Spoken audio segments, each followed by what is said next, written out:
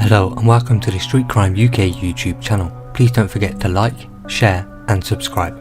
Today we look at the teenager who has been jailed for 25 years for shooting a gang associate at close range in a residential street in Coventry.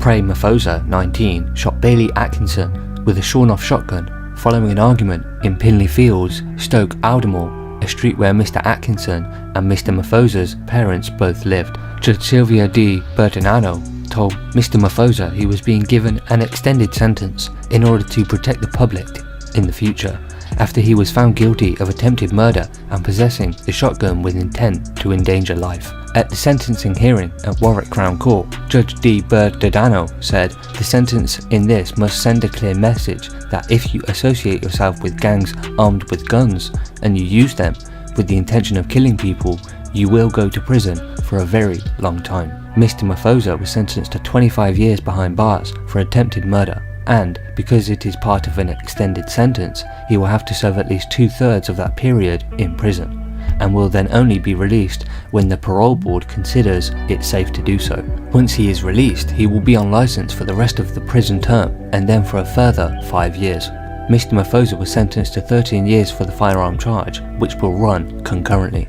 Doctors were able to save Mr. Atkinson's arm from being amputated following the blast, but the court heard how he had been left with permanent injuries as well as a significant psychological impact. Mr. Maphosa, who was 18 at the time of the shooting, had denied a charge of attempted murder, claiming that someone else was responsible for the shooting, but a jury found him guilty by a majority of 10-2. He was also convicted of possessing the shotgun with intent to endanger life, following a trial which relied heavily on CCTV footage from a camera on the opposite of the road to the shooting. During the trial, prosecutor Peter Greaves-Smith told the jury the background had its roots in the gang culture in Coventry, which both young men were involved.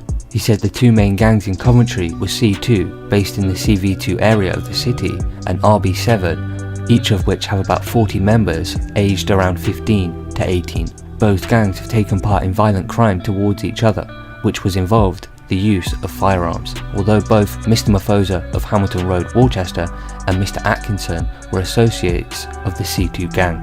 But this ongoing dispute, which has involved the use of firearms, is used by Prey Maphosa was able to take possession of a lethal weapon at such short notice, the prosecutor had said. Both young men had previously been victims of stabbings, but neither had cooperated with the police over their incidents. Bailey Atkinson was severely wounded. Judge D. Bertinano told Mr. Maphosa, "You could have killed him," which was the verdict of the jury. "It was your intention to do just that."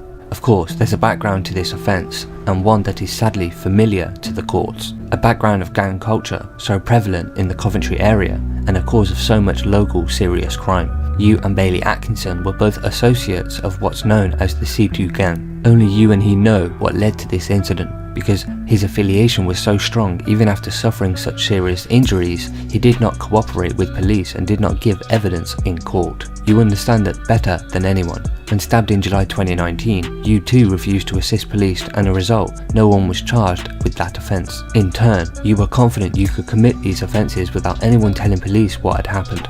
As a mark of the confidence and invulnerability to prosecution, you committed these offences in public, in a residential street at 10 PM, in full view of other young men, with Bailey Atkinson outside the house. The judge told Mr. Maphosa his potentially deadly actions were aggravated by the fact his parents and siblings were home at the time, and his refusals to stay away from crime and gangs after being found alternative accommodation in Worcester while under a supervision order.